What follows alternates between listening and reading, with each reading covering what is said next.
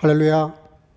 오늘로 비록 영상으로 예배를 드리지만 주일날 대면 예배 때보다 더 집중해서 끝까지 경건한 자세를 유지하면서 순서 하나하나에 동참해서 예배 드려 주시기를 당부드립니다.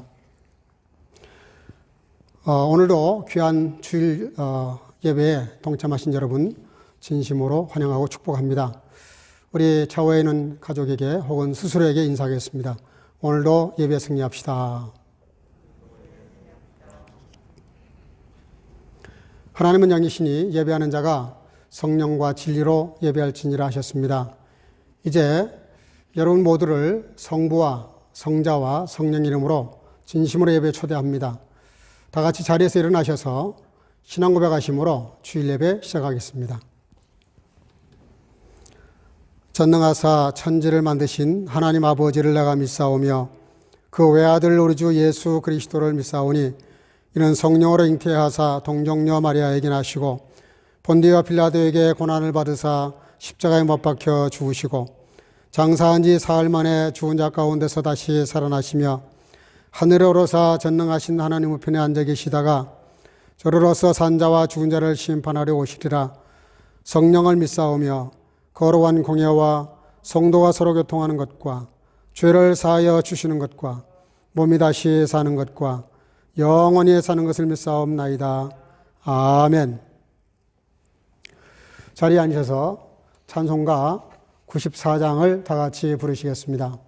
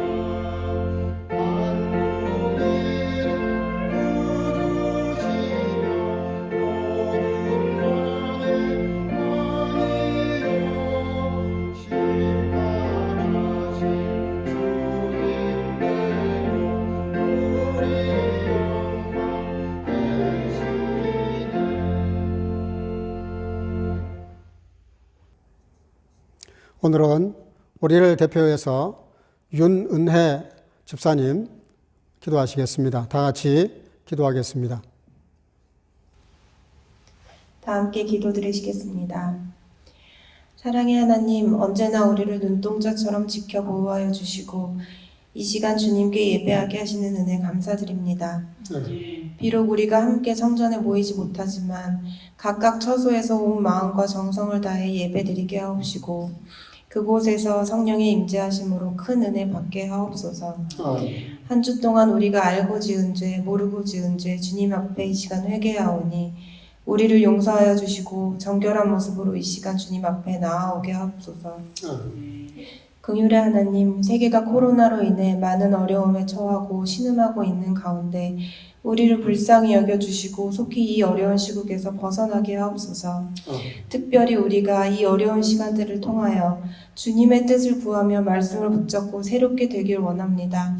그동안 우리가 미처 보지 못하고 깨닫지 못했던 것을 알려주시고 우리의 눈이 온전히 예수님께 고정되어 오직 주님만이 우리 삶의 궁극적인 기준이 되게 하시며 우리를 말씀으로 온전하게 하시어 주님이 원하시는 모습으로 하나님의 성품으로 새롭게 회복시켜 주시옵소서.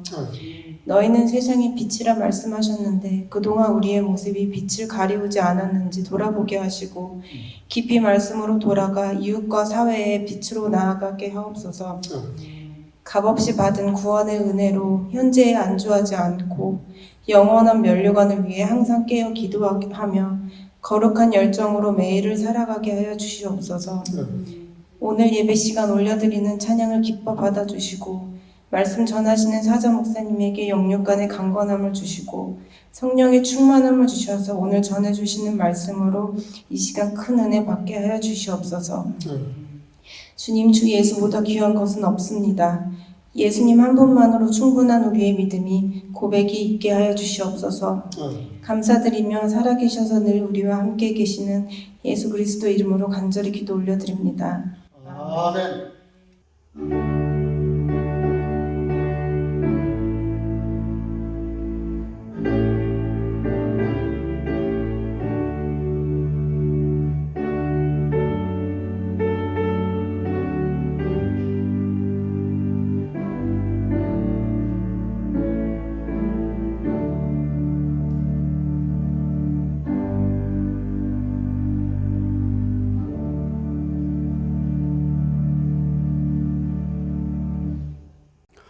오늘 우리에게 주시는 하나님 말씀은 출애굽기 8장 22절에서 24절입니다.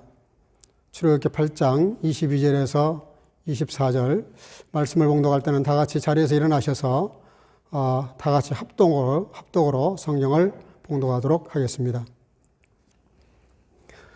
그날에 내가 내 백성에 거하는 고센 땅을 구별하여 그곳에는 파리떼가 없게 하리니 이로 말미암아 나는 세상 중에 여호와인 줄을 내가 알게 될 것이라.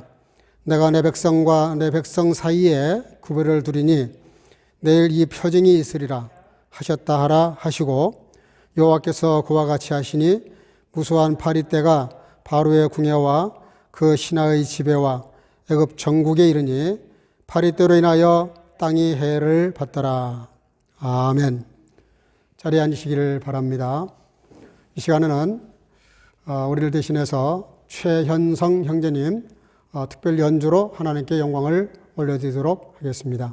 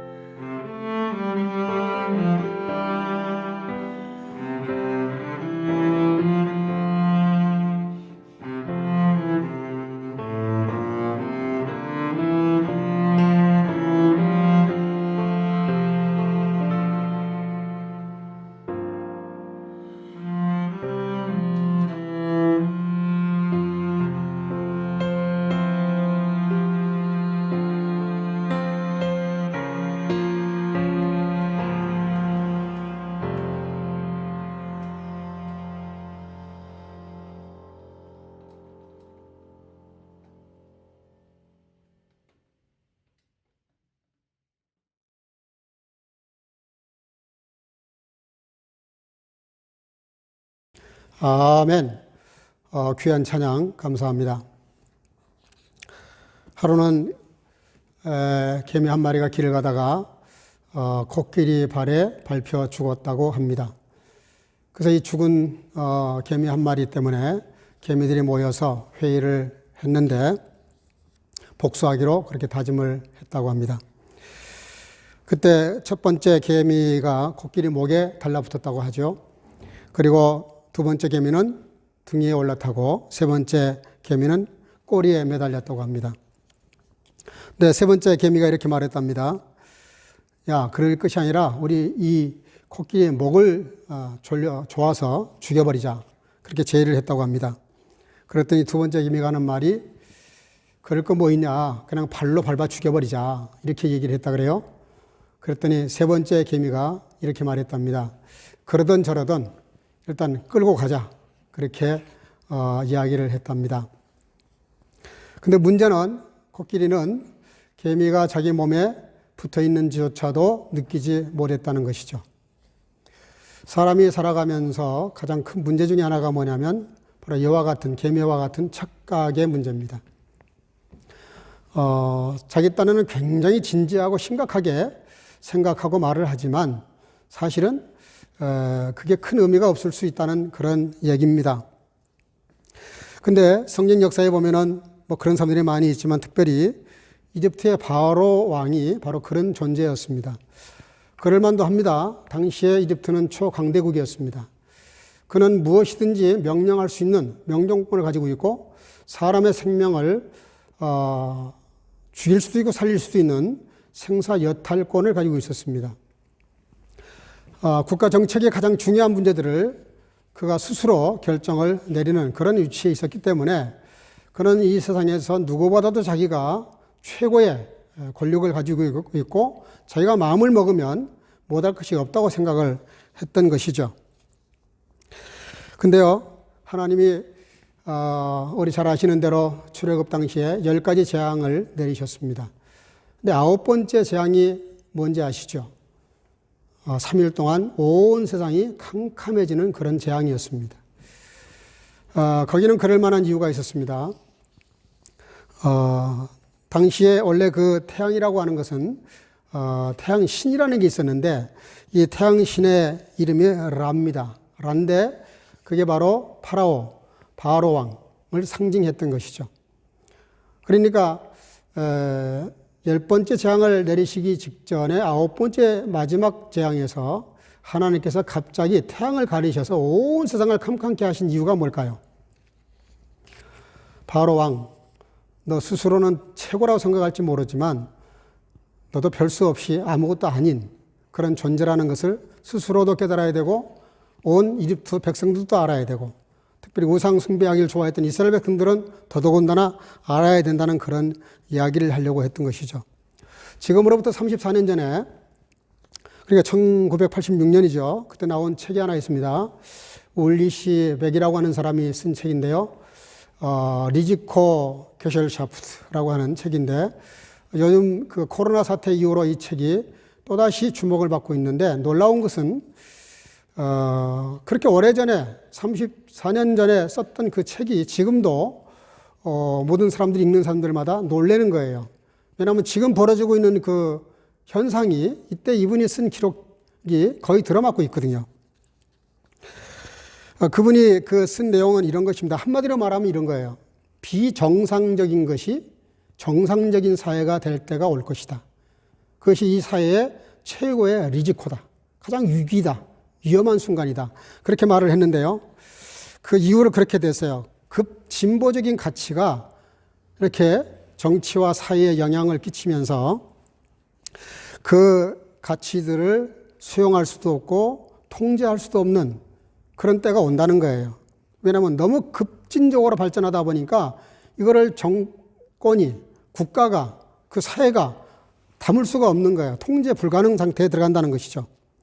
그러면서 동시에 개인주의가 팽창을 하면서 이 개인주의가 너무 팽창하다 보니까 공동체가 와해가 되는 거예요.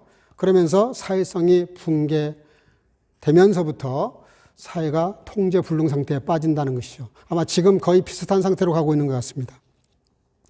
그리고 전문성이 이렇게 팽배해지면서 모든 책임을 전문가들에게 넘긴다는 거예요. 근데 비전문가들이 훨씬 더 많거든요.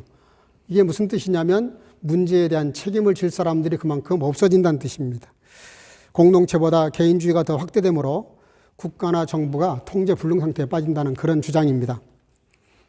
그러면서 지나친 자연을 소모함으로 자연이 반란을 일으켜서 세계적인 재앙이 올 것이다, 그렇게 예언을 했는데 이번 주장대로 지금 그대로 되어가고 있습니다.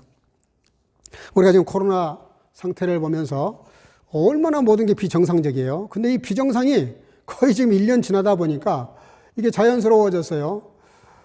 우리가 여기 나와서 예배 드려야 정상이잖아요. 근데 영상 예배를 계속 하다 보니까 이제 또 영상 예배에 익숙해집니다. 지극히 비정상인데 이게 정상처럼 느껴지는 거예요.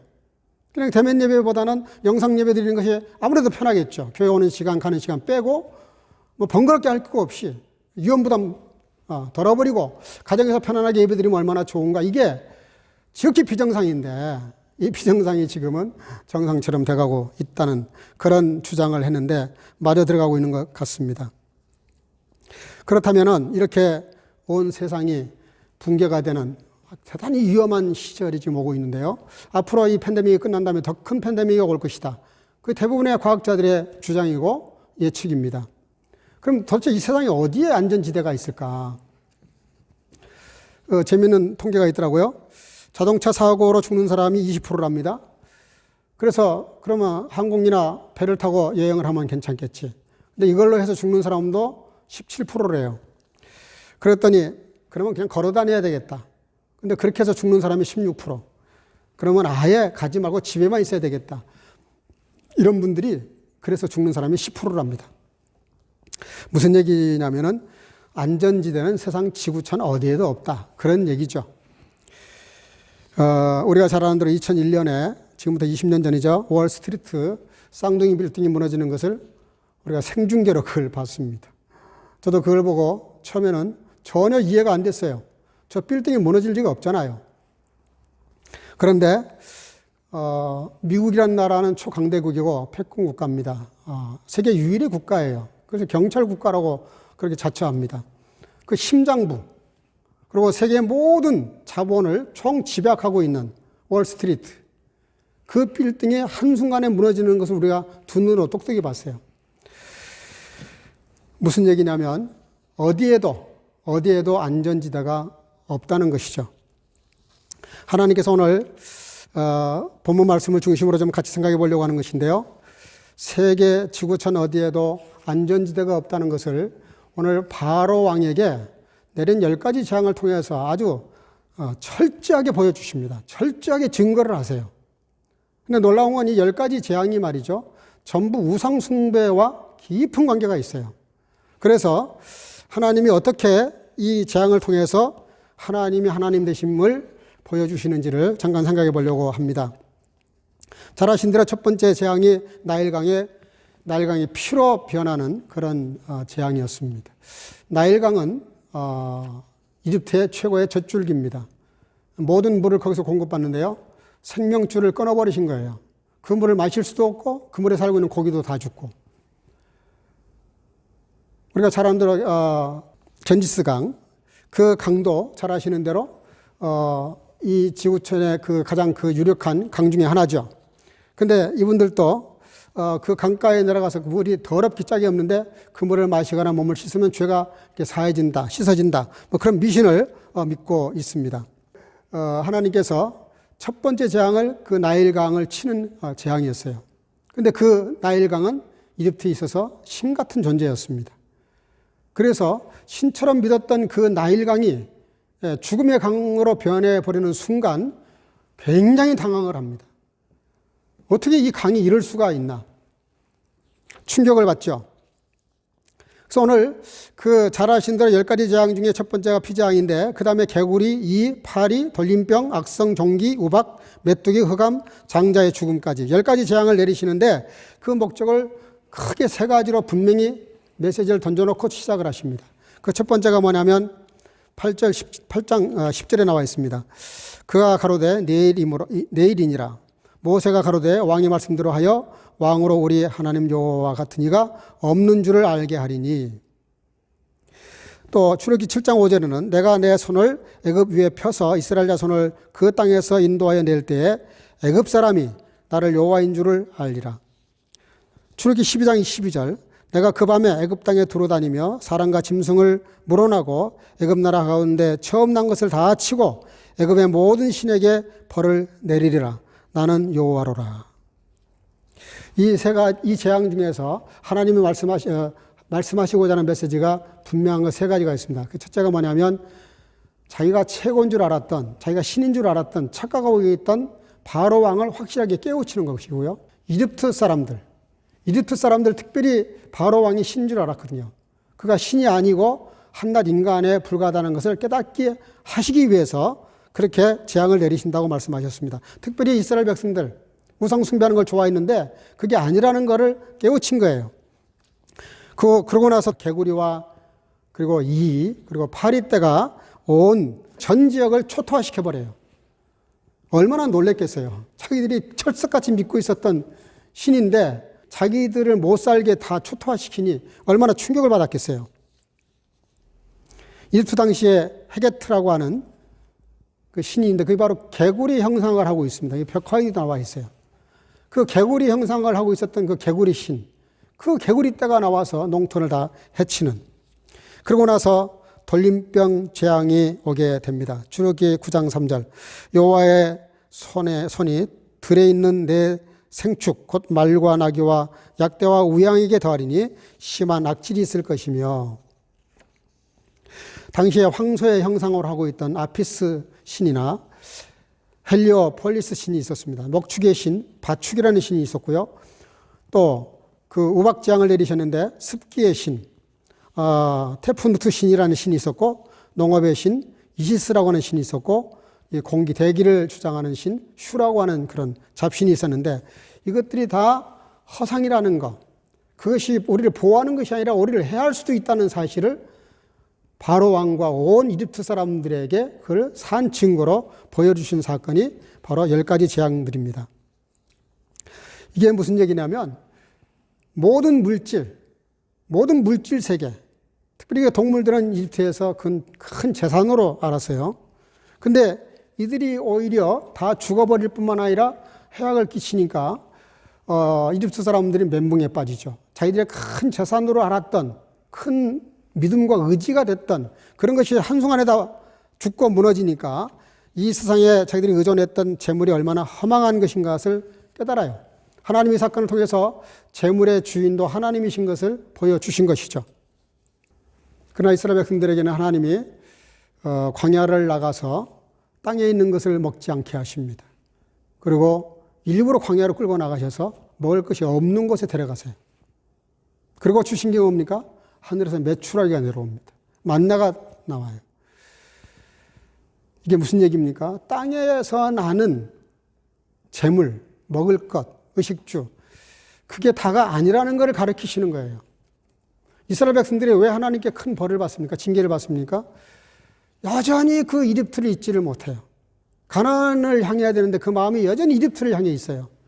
그러면서 차라리 우리가 거기서 노예 노릇하면서 가마솥에 끓여주던 그 노예, 그 배불리 먹었던 거, 그거를 기억하고 그걸 그리워해요.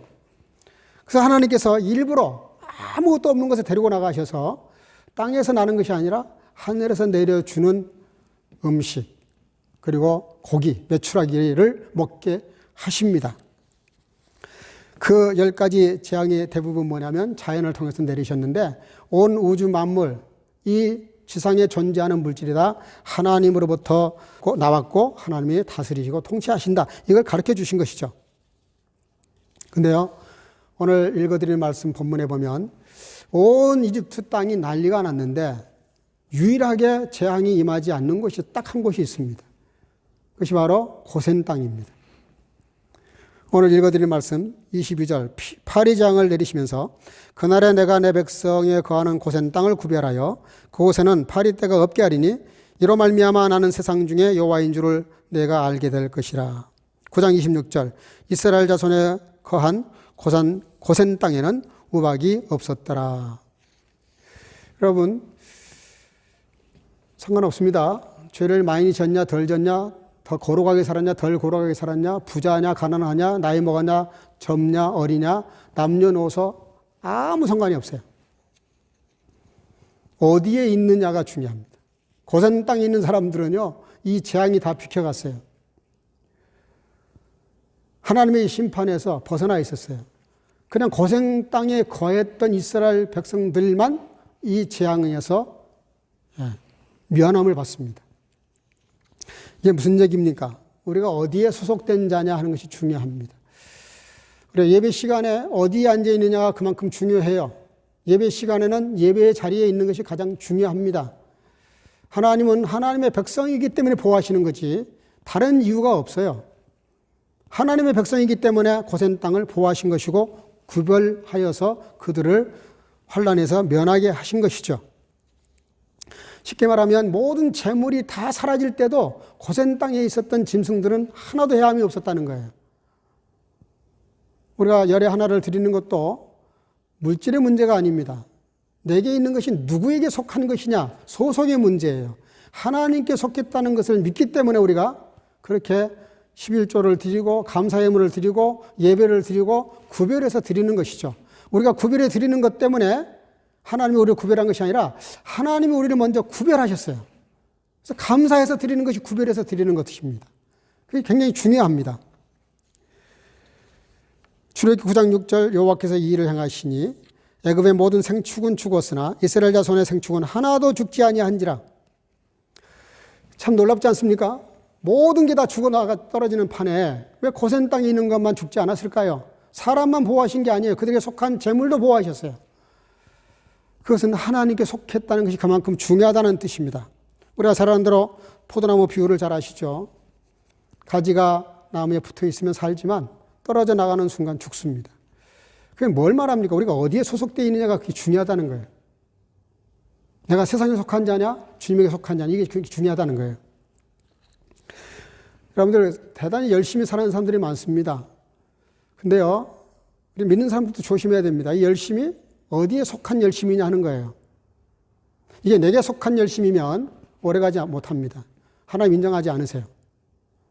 이 열심과 이 뜨거움과 봉사가 주님께 속한 것이면 오래 갑니다. 시험 들어도 시험에 넘어지지 않아요.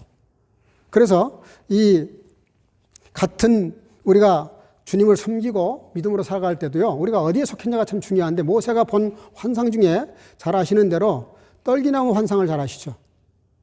호렙산에 올라갔는데 그 떨기나무에 불이 붙었어요. 근데 불에 붙었는데 이게 안 타는 거예요. 근데 뭘 말하겠어요? 많은 다른 의미가 있어요. 그러나 거기서 또 한 가지 부서적인 그런 의미를 찾는다 그러면은 태워도 타지 않는 나무. 예, 뭐 그런 유행가 가사도 있어요. 태워도 타지 않는, 그게 사랑이라죠. 여러분들, 죄가 되지 않는 나무.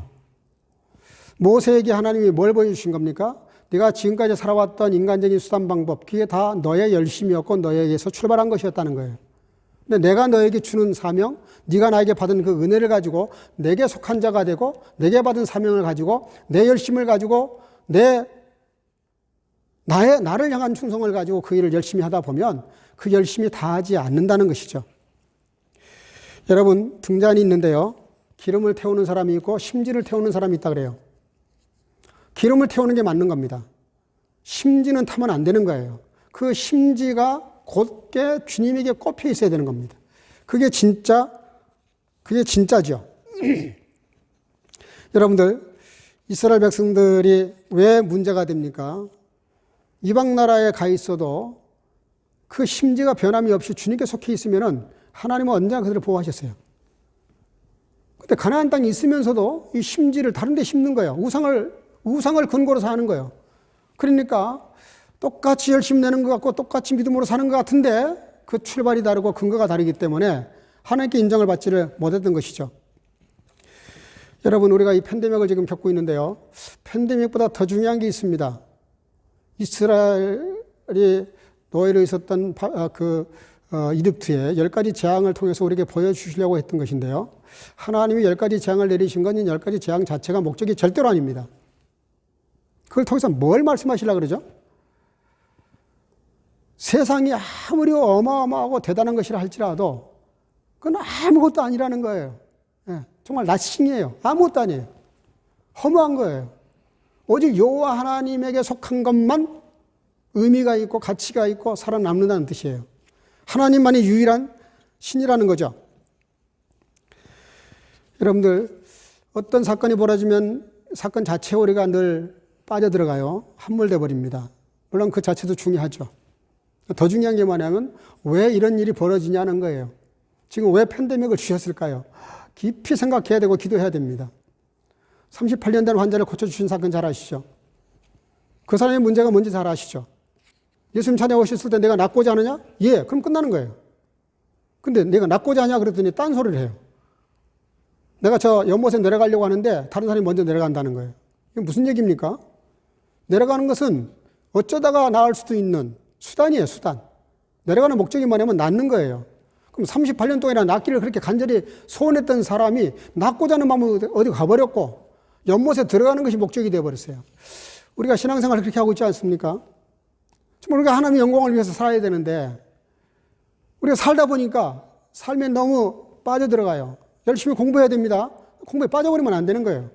공부하는 목적이 살아있어야 돼요. 사업에서 돈 벌어야 돼요. 그러나 돈 버는 목적을 잊어버리면 안 됩니다. 열심히 벌어야죠. 그러나 왜 돈을 벌려고 그러는데요? 우리 세상에서 열심히 부지런히 성실하게 살아서 잘 돼야 됩니다. 왜 잘 되려고 하는지 목적을 잊어서는 안 된다는 것이죠. 38년 된 환자를 왜 고쳐주십니까?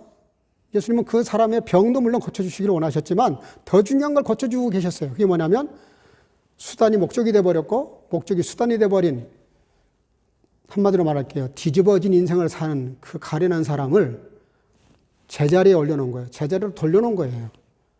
정말 무엇을 위해서 살아야 될지를 먼저 알고 이 세상의 것들을 세상의 것 정도로 다스려야 된다는 것이죠. 사랑하는 성도 여러분들, 고센 땅이 유일하게 환란이, 재앙이 피해갔던 곳입니다. 그런데 더 중요한 게 있습니다. 이 고센 땅보다 더 중요한 게 있어요. 출애굽기 12장 29절 30절인데요. 밤중에 여호와께서 애굽 땅에서 모든 처음 난 것 곧 위에 앉은 바로의 장자로부터 옥에 갇힌 사람의 장자까지와 생축에 처음 난 것을 다 치심해 그 밤에 바로와 그 모든 신하와 모든 애굽 사람이 일어나고 애굽에 큰 호옥이 있었으니 이는 그 나라에 사망치 아니한 집이 하나도 없음이더라. 잘 아시죠? 장자를 치는 재앙.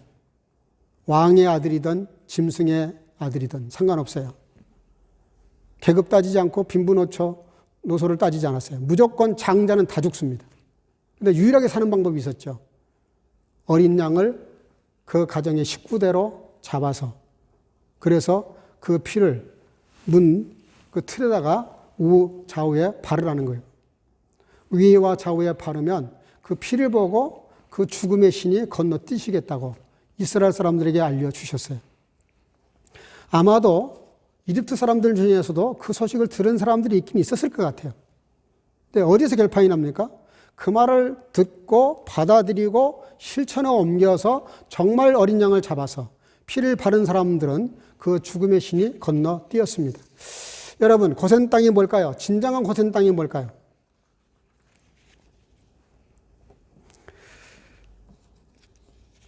히브리서 6장 19절 20절 이런 말씀이 나옵니다. 우리가 이 소망이 있는 것은 영혼의 닭 같아서 튼튼하고 견고하여 휘장 안에 들어가나니 그리로 앞서가신 예수께서 멜기세덱의 반차를 쫓아 영원히 대제사장이 되어 우리를 위하여 들어가셨느니라. 우리의 소망이 뭐냐면요, 예수님이 멜기세덱의 반차를 쫓아 들어가신 대제사장의 길을 가신, 쉽게 말할게요, 십자가를 지고 올라가신, 십자가를 지고 올라가셔서 십자가에 달리신 그 길입니다. 우리들이 바라볼 소망은 딱 하나밖에 없어요. 멜기세덱을 반차를 쫓아 이 땅에 오신 예수님이 저와 여러분들의 죄를 다 걸머지시고 십자가에 올라가셨던 그 길, 그게 우리의 최고의 소망이라는 거예요. 그 어떤 것도 우리에게는 안전보장이 없어요. 지구촌 어디에도 안전한 데가 없어요. 유일하게 안전한 땅이 딱 하나 있는데 그게 고센 땅이었고, 그 고센 땅의 진정으로 가르치려고 했던 의미가 뭘까요? 예수 그리스도라는 거죠. 예수 그리스도.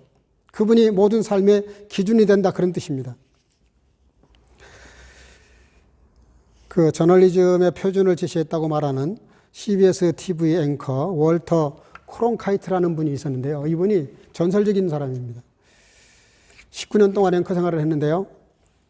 1944년 그 연합군인 노르망디 상륙작전을 할 때 진짜로 비행기를 같이 타고 군인들하고 똑같이, 공수대와 똑같이 낙하산을 타고 뛰어내리면서 그 취재를 해가지고 방송을 내보내는 그런 대단한 사람인데,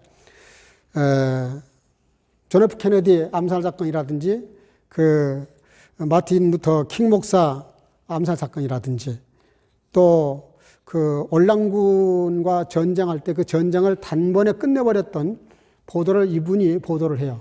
그 현지에 가서 이렇게 중계를 합니다. 지금 미국이 필요한 것은 승리가 아니라 협상하는 길밖에 없다. 근데 그때 당시에 미국은 승리에 도취돼 가지고 속고 있었어요. 이 방송 때문에 미국이 어쩔 수 없이 종전을 하고 협상을 맺어서 전쟁을 끝을 내죠. 이 크론카이트라고 하는 이분 때문에 소위 이런 단어가 하나 생겼습니다. 앵커.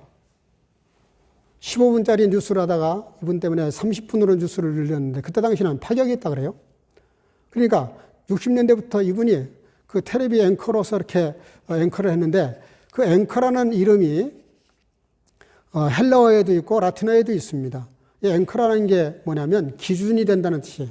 바탕이 된다. 견고한 바탕이 된다. 그런 뜻인데 뉴스를 전하는 이 사람에게 왜 앵커라는 이름을 붙여줬냐면은 대통령도 못 믿겠고 누구도 믿을 수가 없다는 거예요. 근데 이분은 정말 믿음이 가는 사람이라는 거예요.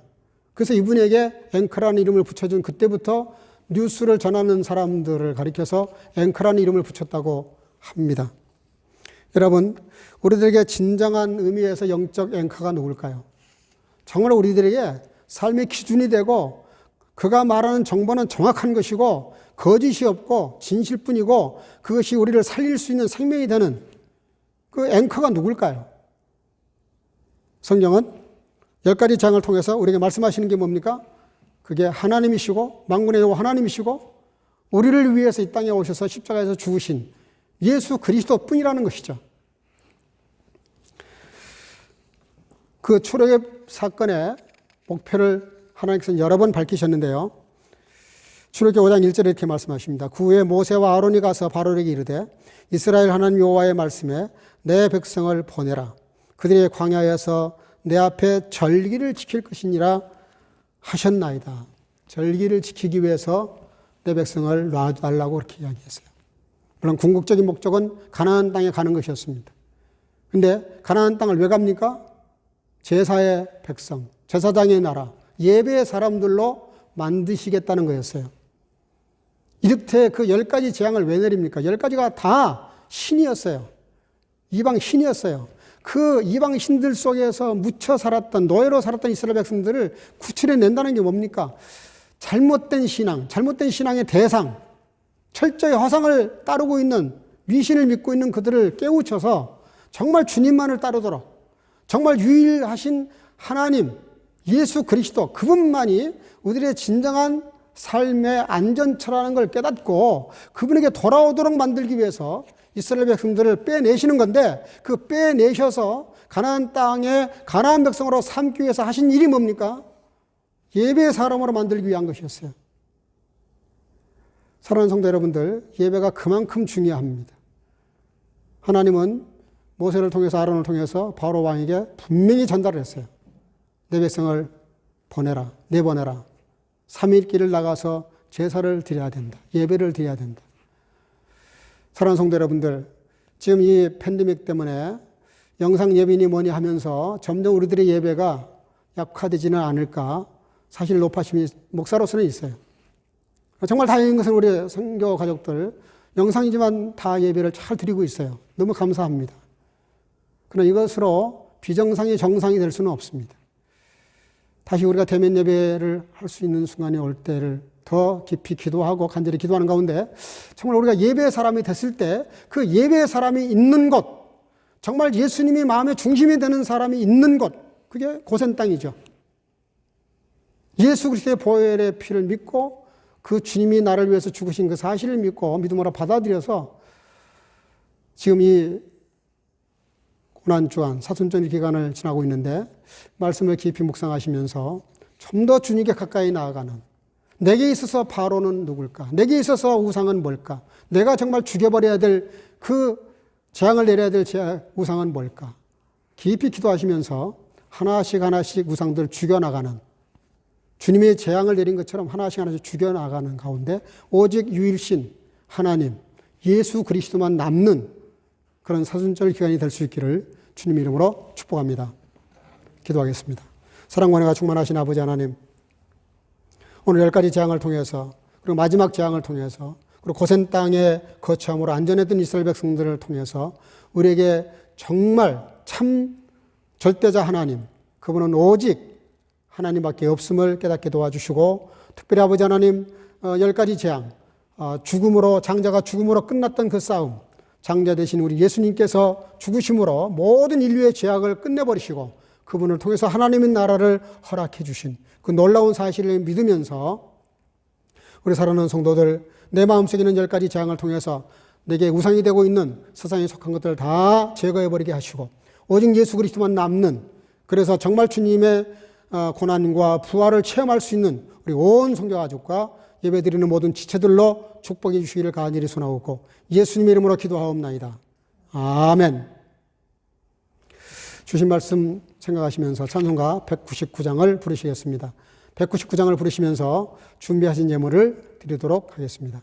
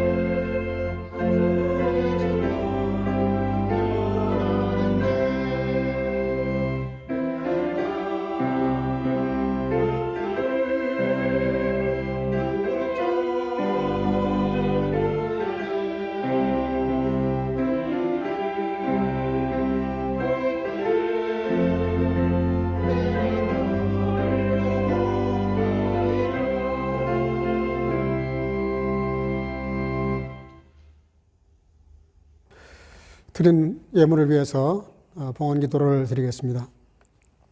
사랑과 은혜가 충만하신 아버지, 은혜 감사합니다.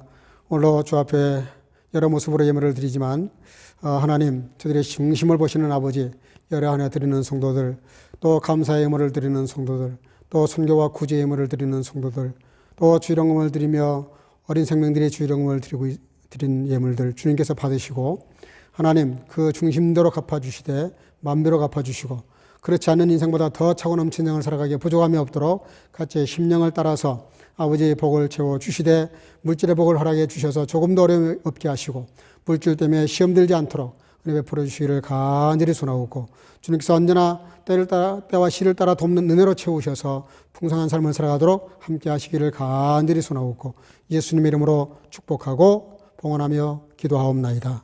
아멘. 몇 가지 안내 말씀을 좀 드리겠습니다. 코로나 상태가 조금씩 이렇게 완화되고는 있습니다. 그러나 여전히 지켜보고 있는 상황이고 또 완전치가 않는 상태입니다. 그래서 3월 28일까지 팬데믹이 계속될 것이고요. 지난 주간에 독일 교회에서 회의를 하고 집중을 끝난 다음에 저희에게 이메일을 보내왔습니다. 부활주일 때부터 독일 교회도 그렇고 우리 한국 교회도 대면 예배를 드려도 좋다고 하는 그런 이야기인데 대신 전제 조건은 이전보다 훨씬 더 철저히 방역 수칙을 지키는 것을 전제로 하고 허용을 했습니다. 그렇게 하시고 여러분들 기도해 주시기를 바랍니다. 그때까지 더 악화되지 않도록 기도해 주시기를 바랍니다. 더 악화가 되면은 상황이 더 바뀔 수도 있습니다. 그래서 부활절 때는 다 같이 모여 예배 드릴 수 있도록 기도해 주시기를 당부를 드립니다. 혹시 앞으로 오늘 또 예배 그리고 다음 주까지 영상 예배를 드리지만 와서 예배 드리기 원하시는 분들은 제게 연락을 주시길 바라고 대면 예배보다 더 집중해서 영상 예배 임해 주시기를 바랍니다. 가능한 헌금은 온라인으로 하시는 게 좋고요. 여의치 못하면 모아두셨다가 대면 예배 때 하셔도 괜찮습니다. 예배 마치고 잠깐 축하 순서가 있고요. 혹 주간 중에 어려움이 있는 분들은 제게 지침하시고 연락 주시기를 바랍니다.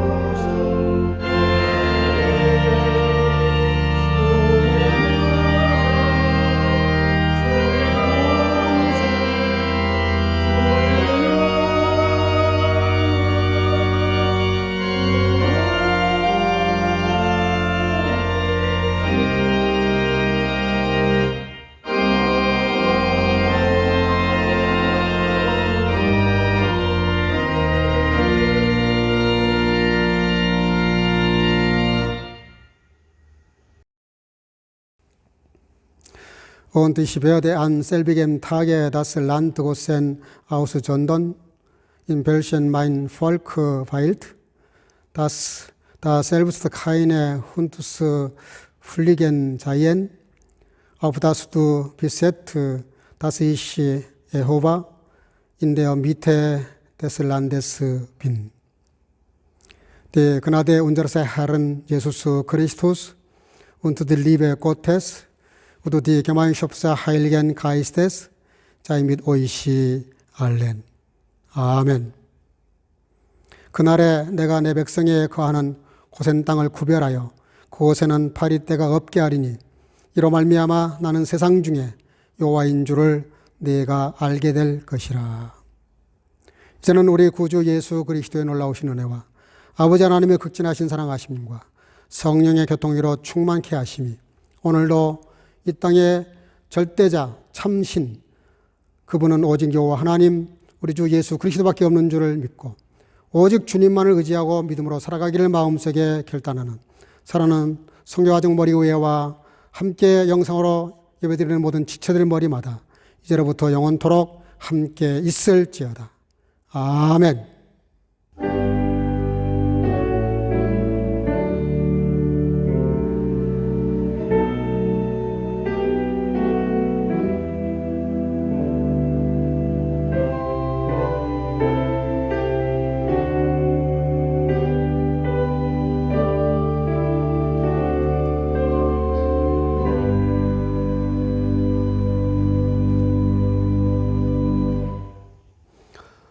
지난 주간에 고재원 형제님 생일을 맞이했습니다.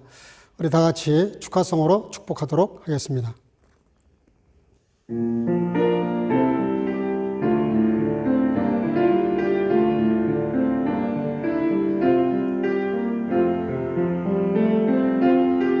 감사해요 당신을 보내신 당신을 통해 일하시는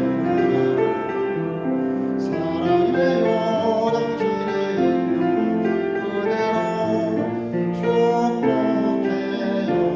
당신이 걷는 길 당신이 걷는 길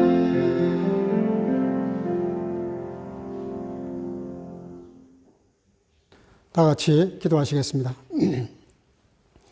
사랑과 은혜가 충만하신 살아계신 아버지 하나님, 지난 한 주 동안도 은혜 가운데 보호하시고 인도하셔서 오늘 거룩한 주일을 잘 예배드리게 하시고 오늘도 특별히 지난 주간에 생일을 맞이한 사랑하는 아들 지금까지 인도하시고 함께 하신 아버지 하나님, 장래도 함께 하시되 하나님과 사람 앞에 늘 존귀한 자로 살아가게 하시고 영과 의고로 강건하게 하시고 언제 어디서나 주님과 동행하며 행복하고 유쾌한 인생을 살아가기에 부족함이 없도록 사랑하는 아들의 삶 속에 함께 해주시기를 간절히 소원하옵고 이 한 주간도 온 성교가족과 함께 영상으로 예배드리는 주의 지체들 주님과 동행하며 항상 오직 주님만이 나의 피난처요 안식처요 안전지대인 줄을 알고 믿음으로 승리의 삶을 살아가도록 함께 하시기를 간절히 소원하옵고 예수님의 이름으로 축복하고 기도하옵나이다. 아멘. 이것으로서 모든 순서 다 마쳤습니다. 이 한 주간도 주님과 동행하시면서 특별히 코로나 조심하시고 강건하시고 주님과 동행하시면서 승리하시기를 주 이름으로 축복합니다. 할렐루야.